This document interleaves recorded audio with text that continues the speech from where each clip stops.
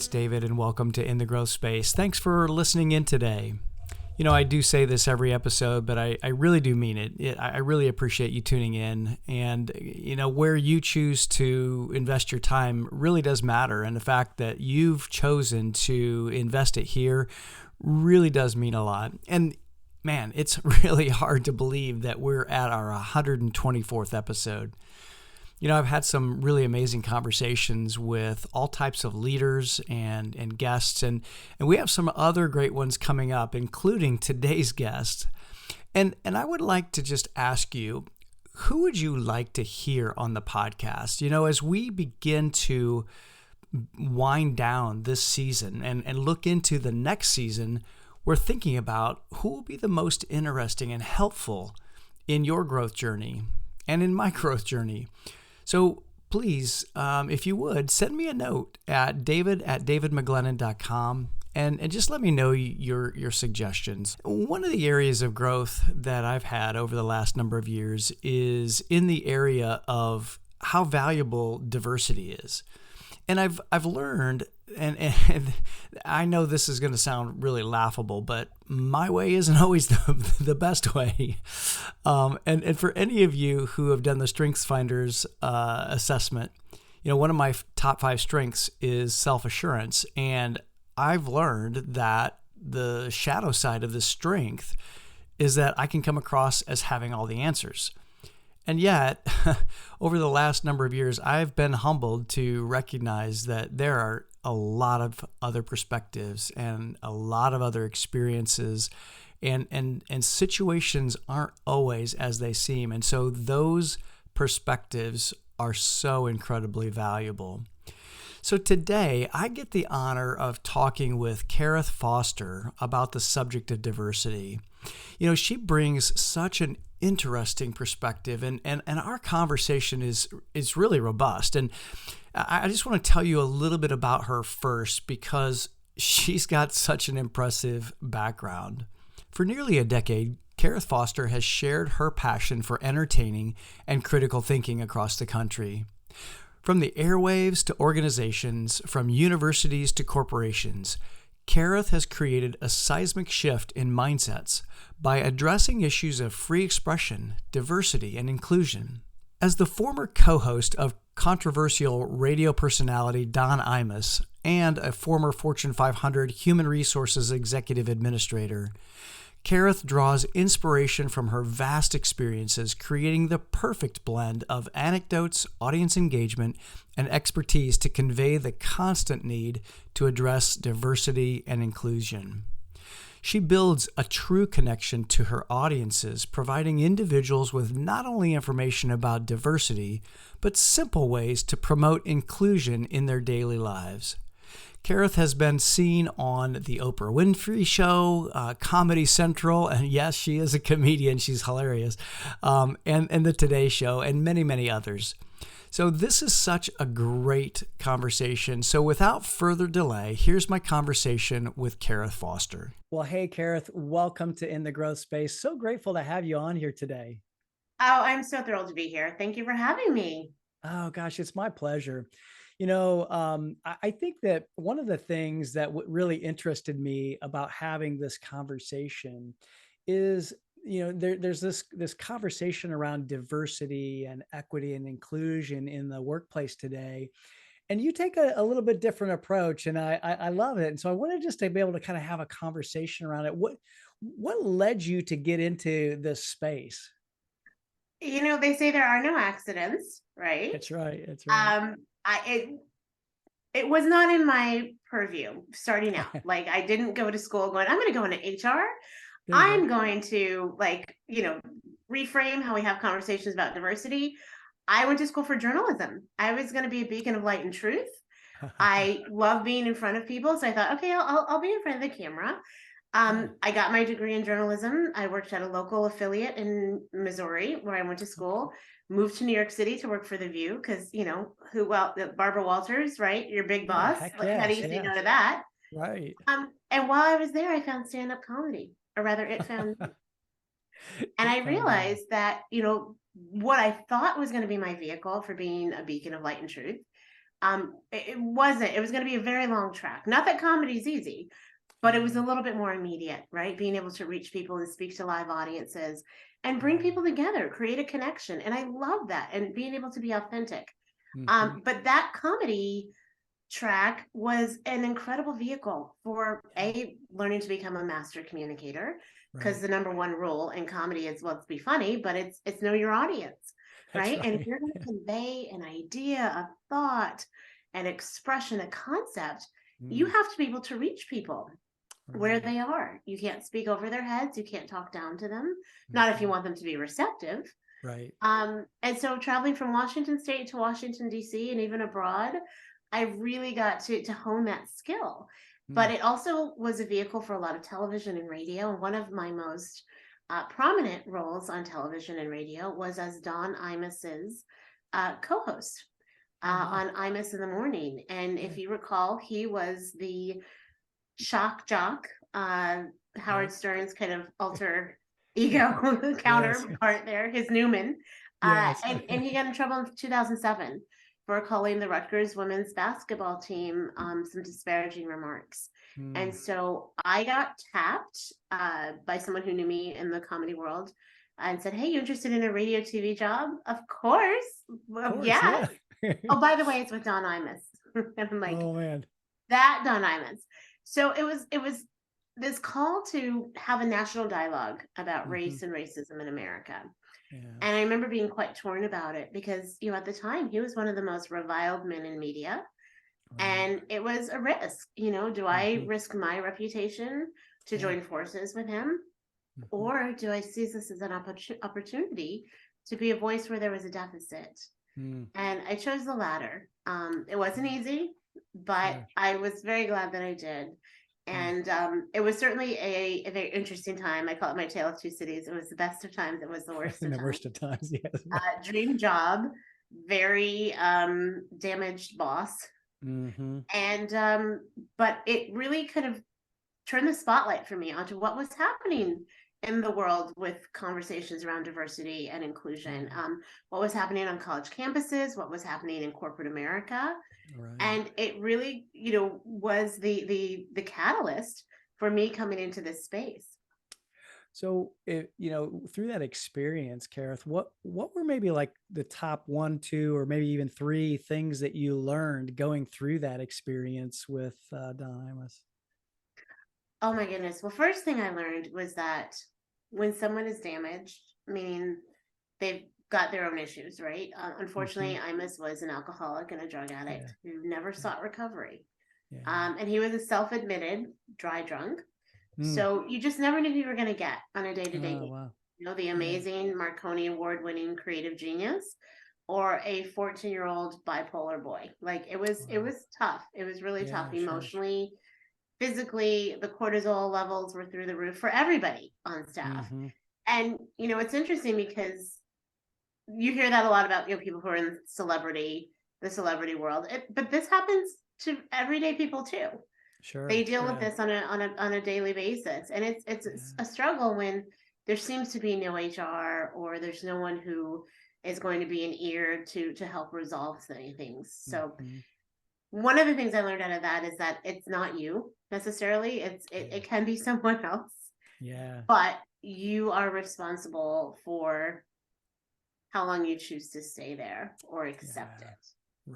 And that was a tough one for me.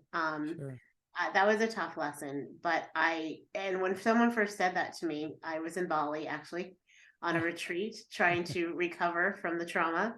And I had mentioned nice place to be though, right? It was a great, well, it was like, I'm either going to Bellevue or I'm going to Bali. I pick Bali. I'm like, if I'm spending that much money, I'm going someplace pretty. Yes, exactly. So I had been in a personal relationship at the time that was pretty emotionally abusive. My work situation was, and the woman who was helping me with some asthma issues, giving me acupuncture, was like, how did you get to this state? And I said, I'm really stressed. I've got all this going on in my life. And I told her about my home and work situation. She goes, sweetie, I hate to tell you this, but you're the constant. And I remember just being appalled. How dare she imply that I have anything to do with what's going on in my life. Right. Yeah. Oh, And that's she funny. wasn't saying that I was responsible for their behavior. It took a little Yeah. time to kind of calm down, right? And Hmm. realize that wasn't what she was saying. She was saying that I was responsible for being there. Yeah. Meaning, Just whatever so, I did led up to the point where people were allowed to treat me a certain way. So right. I had to take those reins back Hmm. and figure out how I was not going to put myself in a position like that again, and how Yeah. I was not going to set myself up personally to accept anything less than what I was deserving of and worthy of. Hmm. Hmm. And this really ties into this conversation about diversity, right? Because Yeah. we dictate how people see us by how we see ourselves Yeah. and how we Yeah. treat ourselves. And I think that's a message that really Yeah. gets lost. And it's very easy to want to blame someone else. It's very Right. easy to fall into victimhood Yeah. in all arenas, right? But if you can accept that you are in charge of your happiness, you're in charge of your Hmm. health, you're in Yeah. charge of your welfare, that, well, it seems scary, it's one of the most incredibly empowering things Yeah. and realizations to have, because from there on out, no one else can dictate how you feel about yourself, what kind of treatment you receive, the circumstances around you. Hmm. Yeah. Yeah.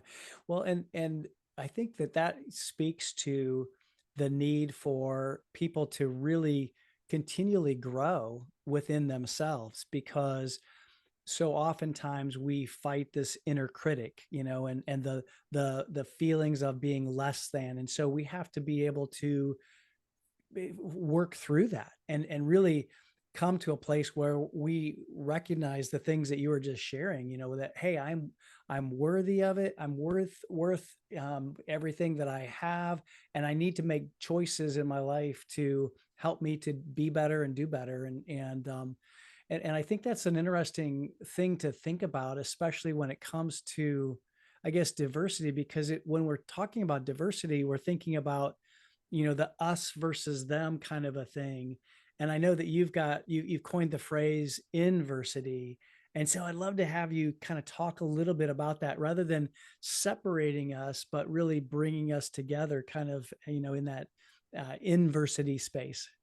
Absolutely. So I love words, right? Especially, Yeah. what my life as a comedian, as a writer and author, and words are powerful, right? And they have Right. meaning. And granted, they're also only as powerful as we allow them to be. But like, I love looking at the root of words, right? The root Yeah. of the word diversity, DIV, Right. it begins words like division, Yeah. divide, Yeah. and yet we're supposed to be talking about coming together Mm. from a process literally called diversity, where we're dividing people up further into categories and Yeah. groups.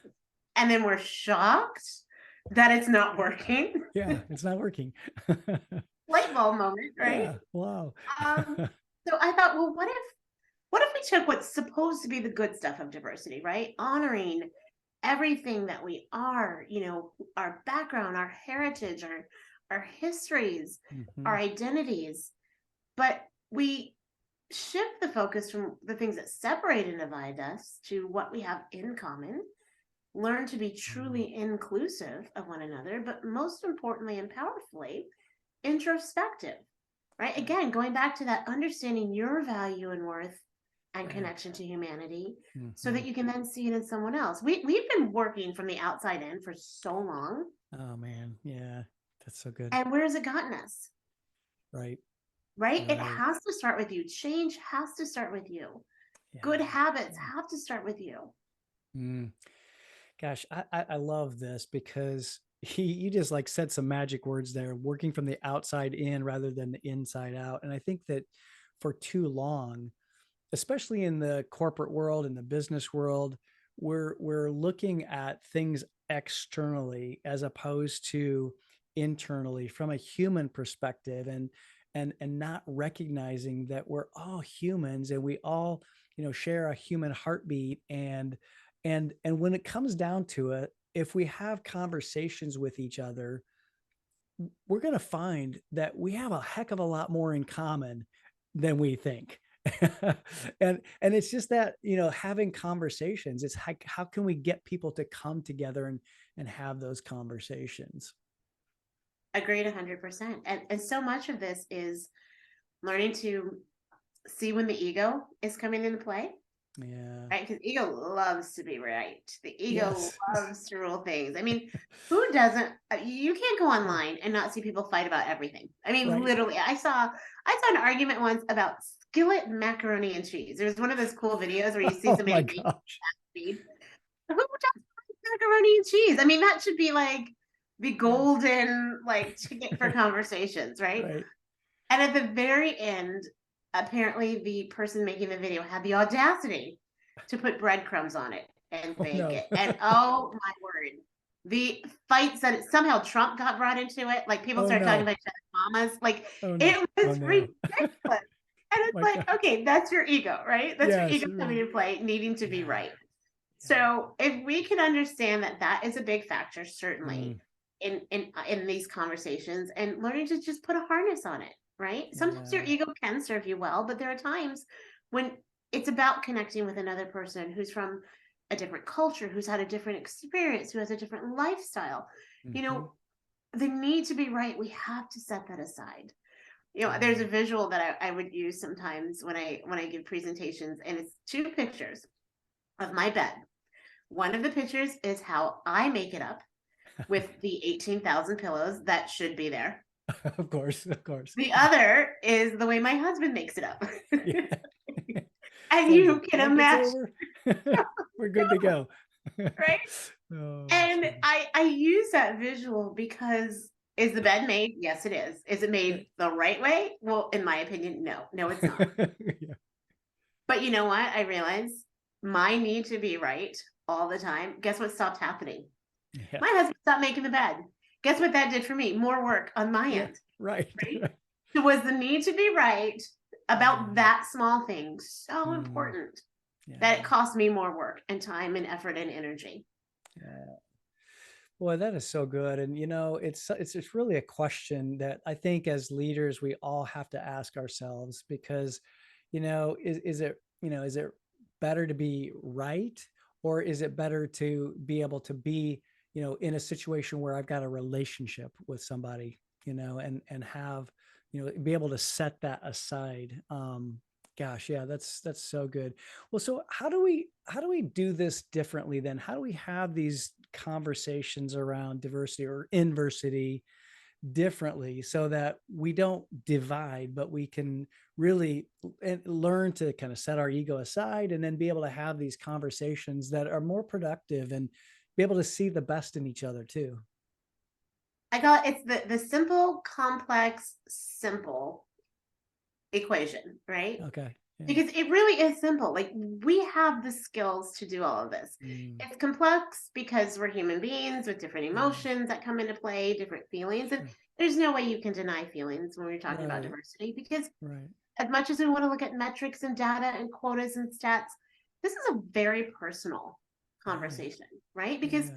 it's about who you are and how you show up and how Hmm. people treat you.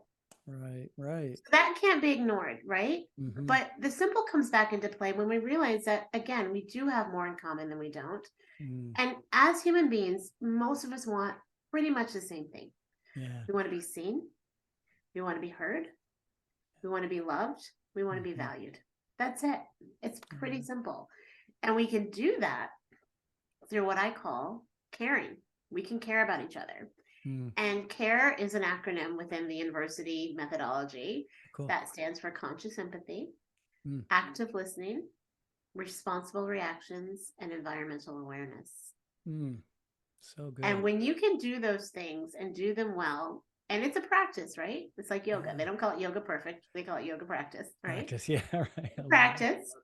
Mm, When you can do that, when you can have the conscious empathy, the active listening, responsible reactions, and environmental awareness, you get more caring. You get communication, mhm, acceptance, respect, and engagement. mm, And so, what I do with my work when I am either delivering a keynote, doing a workshop, doing consulting with organizations, I teach them how to do those things, how to actively incorporate them into their everyday, into their meetings, teach leadership, how to let it start from the top and work its way down, because it does start at the top. People will mimic what they see leadership do, just like children and their parents. Right. And so for a lot of people, it's learning new ways to see things. It's developing an awareness. I love all these conversations about unconscious bias, wanting to, tell people you got bias. We do. We all have bias, first of all. Yeah. And there are names for it. I mean, I think at this point, there are maybe over 100 identified implicit biases, which is great, but it's a lot. It's a little overwhelming. Right. It's nice to be able to put a name to it and be like, oh, that's what I was doing. And then you can, work on it. But before you even think about addressing the bias, you have to create an awareness. Yeah. Right. Yeah. And that's what I think has been missing from a lot of the D&I work.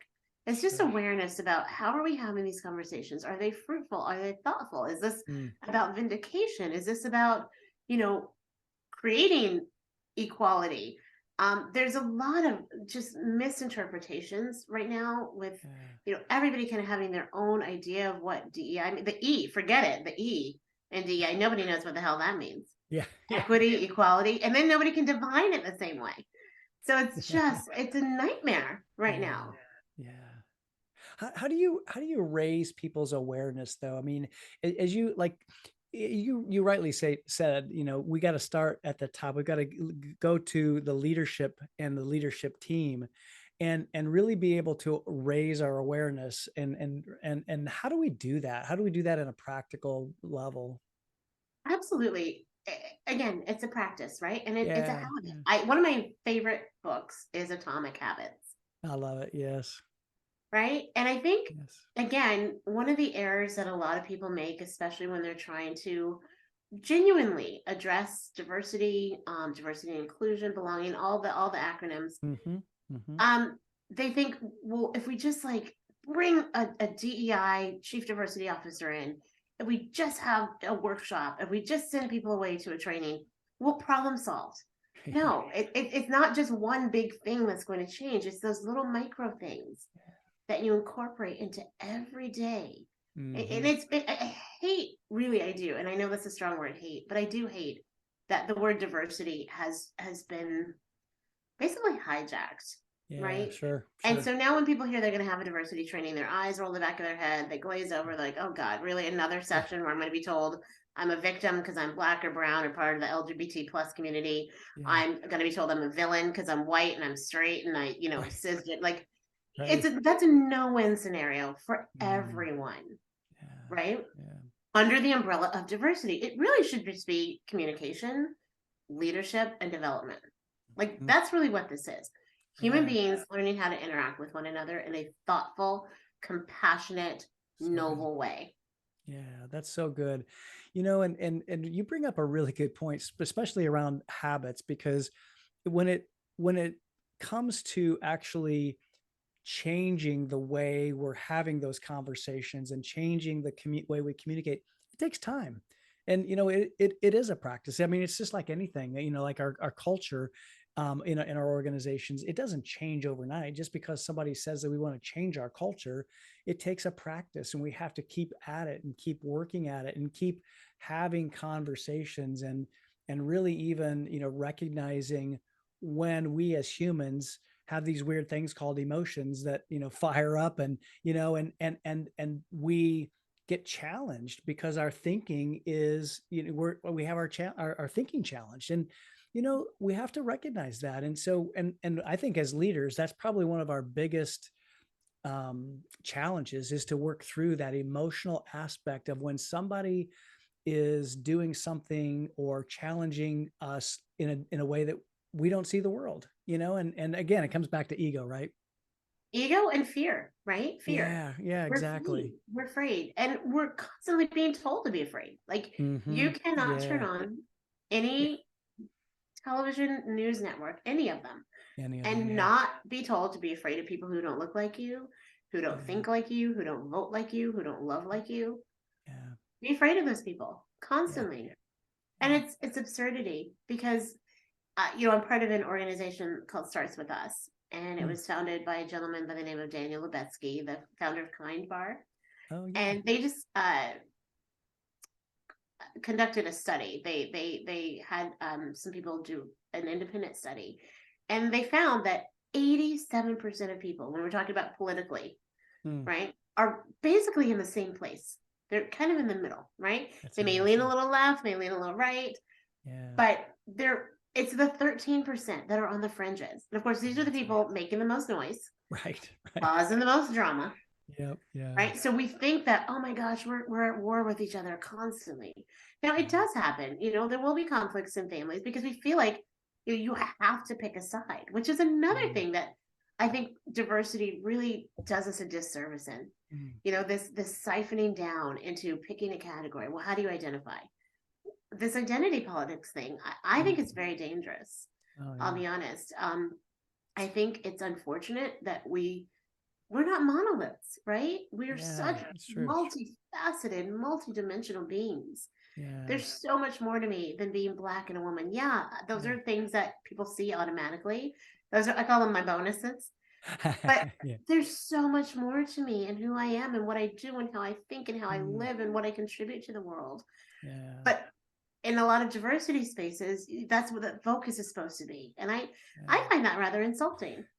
Well, Karith, it's interesting because something just hit me, because it kind of comes back to what you started with, and that is our identity, because it stems from how we see ourselves. And, probably because we were programmed as very little, as small children, that, we are this or we are that. And then you start saying, well, I am, whatever, I am. And so then it starts to sink in. And so we have to begin to see ourselves in the way you just described, as multifaceted beings that have, a lot of different aspects to us. We're not just one way. We have multiple ways of our being. And I think that that's where, a lot of times the diversity world is trying to kind of divide us and to kind of keep us separate into these little buckets, and then think they want to like bring us together so that we'll all magically get along. And I think that at the end of the day, like you just said, we're just human beings. And I think if we really get down and actually have those conversations, we're going to find that we really do want all of the same thing. And, and in that regard, one of the things that I've been thinking about recently, and I'd love to kind of get your thought on this, is the diversity of the, or the different, let's just say this, it's the different generations in the workforce today, because it's so big. I mean, we start talking about baby boomers versus Gen Zs and millennials versus Gen X's, and, all of those differences. So how do we bridge the gap, not only just from the standpoint of, the racial diversity and ethnic and, all of those other things, but yet then the generational diversity too, because let's face it, Gen Z grew up in a world that was a totally different than mine. I mean, my telephone used to have a cord that looked like a little pigtail on it, and I couldn't get too far away. Right. Yeah. So, I love all the videos that people make and put them on like TikTok and Instagram of like the different generations, like showing up at your door. Like, some people call ahead a couple days to make sure that it's still happening. Some people, like, you see them recording themselves as they get to your door. So, like, oh, they're there. That's so great, because I'm actually working on developing, I'm a consultant for another organization called Blue Ocean Brain. They do micro learning, and I'm creating a webcast for them about this, about this generational diversity, because there's so much that, it's how we grew up. It's how you were raised. Now, there are many things that cross over, right? Because listen, some people are raised by their grandparents, so they have that sort of generational influence. And I think, again, it would be an error to say, well, this is just exactly what this generation is all about and what they do. I'm part of this generation, so this is how I see the world, right? Not necessarily. We're going to all experience things in our own unique way. Are there traits that, like, like I'm from your generation, like, we were allowed to stay at home by ourselves. Like, some people had to walk home from school and wait till their parents got home for a little bit. Some people had to learn how to make their own dinner, you know. Right. They didn't Right. have helicopter parents. Like you wanted to Exactly. play basketball, you had to figure out how to get to practice. Get there. Yeah. Um, and so but there are so many things. Like I'm one of those people also that like I hate voicemails. Like I really detest checking my voicemail. So Yeah. I won't leave a voicemail on anybody else's device. I will text them and be like, "Hey, call me when you can," or "This is what I was calling about." I won't make you do that. Yeah. And my husband's like, "Oh, that's so Jen. You're such a millennial. You're such." I'm like, Yeah. "No, I find it annoying." So I think Sure. we all like can pick and choose, you know, like the different aspects, right, of Yeah. the quote unquote um, you know, attributes that each Yeah. generation has. But it is certainly something to consider Yeah. because we have, you know, so many different people now for the first time in the workforce, all at the same time, who Yeah. don't know how to relate. And Right. if we can break it down to it just being a human experience again, and I Yeah. know that seems oversimplistic, and some people get a little annoyed at that, but it's not as complicated as we're making it. So true. Yeah, it's so true. It's really, I think, and at the end of the day, it's let's have conversations around it. Let's sit down and talk about it, and talk about, the differences of, how I communicate, how you communicate, and what do I prefer? What do you prefer? And then just really understanding that, and not, pointing fingers or creating, while they, and have a they versus, us kind of a thing. I have a So hack. I have a little hack for communication hack. Um, it, judgment, right? It's so easy to judge. Like yeah, that's what we do. You know, we walk down the right. street, we see somebody pull up in a Porsche, we judge them, like what kind of personality they have, right? Yeah, Versus, yeah, we all do it. sure. Here's the thing. If we can understand that judgment is a weight on our shoulders, it's a weight on our back. Judgment means that basically everybody in the world we believe should think exactly the same way we do. Mm, They should see it the same way, they should believe it the same way. And if they don't, they're wrong. Well, there's no room for any kind of movement in that right, space. right. So instead of a judgment, why can't it just be an opinion? Have your Yeah, opinion about something. sure. Opinions are like belly buttons. Everybody's got one, Everybody has one. Yeah, right. right? I love it. And you're entitled to your opinion. I'm entitled to mine. If you Yeah, don't see it the same way I do, is that going to crush me? Is that going to destroy me? No. yeah, If I don't see it the same way you do, is that going to destroy you? No. yeah, yeah, exactly. So yeah, and I love that you just brought something to my mind that I wanted to talk with you about too, because it's around humor. I mean, obviously you're a comedian, and so you talk about these things and make light of them. But how do how much does humor like help in these conversations? I'm just kind of curious. Oh, tremendously. You know, I if you can get people to laugh, you can get them to think. And if Yeah, you can get people to think, then you're setting them on a path for growth. right, And as you right. stated earlier, this is about growth. This is Yeah, about, you know, being self-aware, but also not staying stagnant, you know, yeah. being able to move forward with your communication skills, with how your personal growth, you know, Hmm. there's so much that rides on if we're just going to be stuck in one Hmm. place versus if we're going to be open. That doesn't, Yeah. and I think another misnomer about diversity is that, well, people think it's a two-way street, right? And the two lanes that we get really stuck up on and caught and trapped on because they're dead ends is thinking that diversity is only about ethnicity, Oh, sexuality, or gender, right? uh-huh. When it's so much more, right? We just talked about generational, there's neurodiversity now, Sure. right? Physical abilities, socioeconomic, like there's so much more to diversity. Yeah. And the other lane that we get stuck on is thinking that if we do diversity well, if it's successful, that means that everybody sees everything the same way. And we agree. No, that's the antithesis of That's true diversity, right, right. right? Yeah. So being able to use humor to create a space for people to just relax enough to be in a Hmm. neutral place, because again, it is so personal. So Yeah. oftentimes people will come in on the offense or the defense, Right. especially if they've had bad diversity, which there is Sure, a sure. plethora of.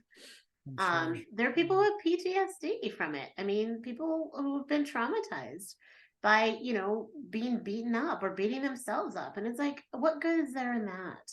How are Right. we moving forward? How are you a better person? Yeah. Yeah. Well, and I think that as we bring humor into it, I think it sparks ways that we can think maybe beyond where we're at right now. And it kind of gets, I think it gets us to think that like think differently because of the humor, because I think that sometimes the best humor is the kind that you start laughing and you go, oh, wait a second. It's kind of like you catch yourself and you're like, oh, wait a minute, that's different, and then that little seed then kind of helps you to kind of follow the trail a little bit differently.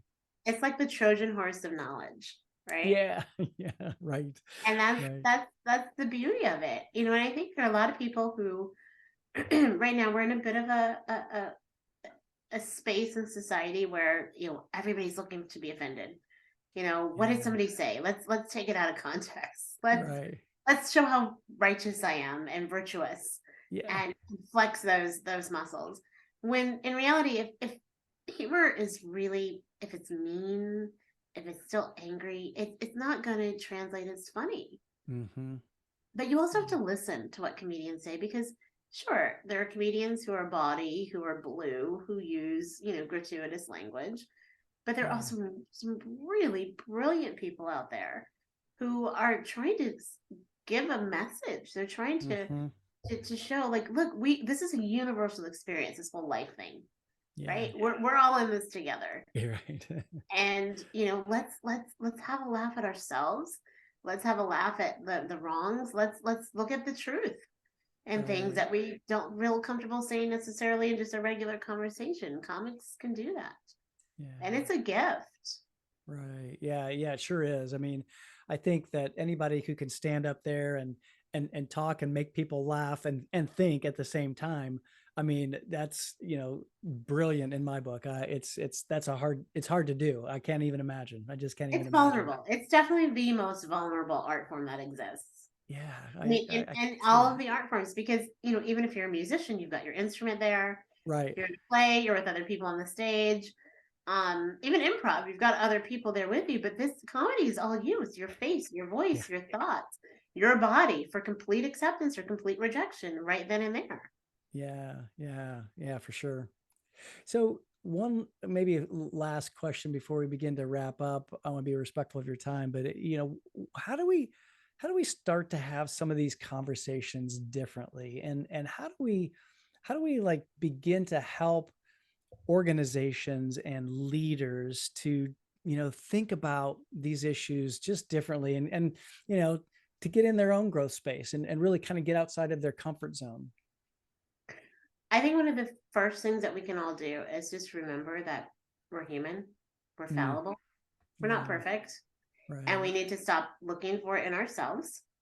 Yes, strive for excellence, sure, but perfection, that's not real, yeah, that's right? right.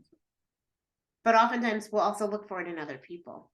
Mm, And when yeah, they're not perfect, then we see a thinker. hole, either to attack, to, have the judgment come into play. Mm-hmm. And it's, grace. Grace is such a wonderful word that we Yeah, really it don't is. use in corporate America. Yeah. But having grace, Mm-hmm. people are going to misspeak. Sure. People are going to not know what to do sometimes. Right. People are going to ask questions. Yeah. And I encourage people to be curious. Like, I think one of the worst things we could do is stop being curious about one another. The Yeah. opposite of love isn't hate, it's indifference. Yeah. Yeah. And when Oh we're my gosh. indifferent, that's when the curiosity's gone out the window. And that's when we're in trouble. We Right. don't care about Yeah. anybody or anything. Like, that's when we're up, what's creek without a Right. paddle. Right. So we have to, remember to stay curious. You can be curious and courteous, Yeah. Absolutely. Absolutely. and this is where the R and the care comes in, the responsible reactions.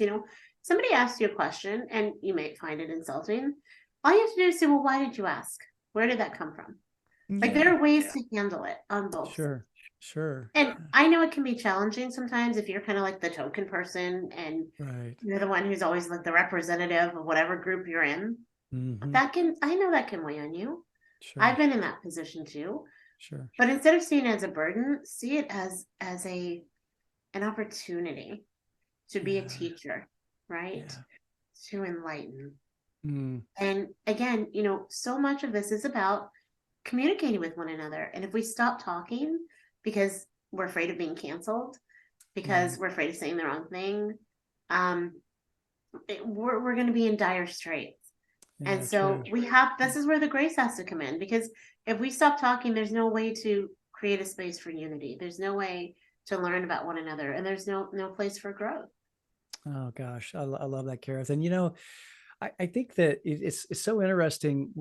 I love that you use the word grace, because I think that we could use a heck of a lot more of that in our world today. And I always, whenever I want to have or I'm thinking about having some kind of uncomfortable conversation, I just preface it by admitting my own discomfort. Hey, I want to have this conversation with you, but man, I'm not sure. I'm not sure that all my words are going to come out right. And if they don't, almost like, hey, will you give me some grace? And I think if we're willing to be able to admit that I'm uncomfortable with this conversation, but I want to go there, I want to be able to have a conversation like this with you. Just that admission, I think it's going to help all of us to be able to have that conversation. Without that, and just being authentic about it, that's what people want. People want realness. People want other people to be real with them. I get it. You want to protect yourself, especially in a corporate setting. You don't want to get in trouble. You put on the facade and the smile and we're going to use the right language. We're not going to hurt anybody. But where is this getting us? It's getting us to a place where we're afraid to talk to one another. Right. Well, and I think, go ahead. There's a price to pay. Well, no, I just want to say there's a price to pay for this. Sure. Because if you're not talking, if you're not communicating well, this is going to cost you. People are not going to want to be there anymore. Right. You're going to have attrition. It costs money to hire people. It costs money to search for people. It costs money to train people. If people don't feel like they belong, they're going to check out mentally. They're not going to be as productive. Like there's so many ways to look at this. And I am not trying to make it just a financial matter, but when people feel like they belong, when they feel like it is I call them brave spaces versus safe space. Safe space, it's a little bit much now. Again, that's kind of been a term that's been hijacked. But when you're in a brave space, you're brave enough to have those uncomfortable conversations and know that it's okay. You're not there being set up to be judged or manipulated. You're there because you want to learn. And when you come at it, just like you said, from a place of true authenticity and realness, people appreciate that. And we're not stupid. We may have different levels of IQ, but we're not stupid. We know when someone's being real with us and when they're not. When they're not. Yeah, sure. Well, and I think that I think if you come from a place of true curiosity and true desire to know and to understand, the only way it can go is I think is good. It's my rose colored glasses, I'm sure. But no, this is such a great conversation, Karith, and I really do appreciate how you approach this whole area of diversity and how do people listening to this right now, how do they get in touch with you and find out more about what you're doing? Because quite frankly, you're changing the world and I love it. And I really want to be able to let more people know about people like you. Well, I really, really appreciate that, David. Inversity, INVERSITY solutions.com is my website. But if that seems a bit much, all you have to remember is my name, Karith, Karith, and Karith.com is my personal site. So I'm on Facebook and LinkedIn and Twitter and Instagram. I will do social media. When I have to, right? It's one of those places that it can be this like crazy pit of like rabbit holes and sometimes a little bit of, nonsense, but it's certainly a great way for us to stay and be connected with one another. And I welcome anyone who wants to reach out. Oh man, I love that, Karith. We'll make sure that for those of you who are watching, or if you're listening and you're doing something else, if you're driving and you can't write all that stuff down, it'll be in the show notes. So just go to the show notes page of your podcast app, and it'll be there. This is such an important conversation. I really am really grateful, Karith, that you came on and were able to share with us just a snippet. I mean, we could probably go for hours, I know, because there's a whole lot of rabbit trails that I wanted to go down, but I know that we only had so much time to record. So We're gonna have to do part 2. I see. I think so. I just want to be able to at least whet people's appetites just a little bit, just to kind of get them, thinking and talking about this idea of diversity and just some of the things that we talked about today. So thank you. I really do appreciate it. It's been an absolute pleasure. Thank you for having me. Oh, it's of course my pleasure. So those of you who are regular listeners, thank you so much for listening. Do me a favor, if you would, go to your podcast app, give us a rating and give us a review, and then do me one last favor and just shoot a note back to us, david@davidmcglennon.com. Let me know one thing that you're taking away from this conversation, and maybe what's one thing that you can do to have a conversation with somebody about diversity, about inclusion, about something that Karith and I talked about today, because that's where really we enter into our own growth space and to be able to actually apply some of the things that we're talking about. So if you'll do those things, that will be awesome. So thank you for listening. And until next time, stay in your own growth space and be well, my friends.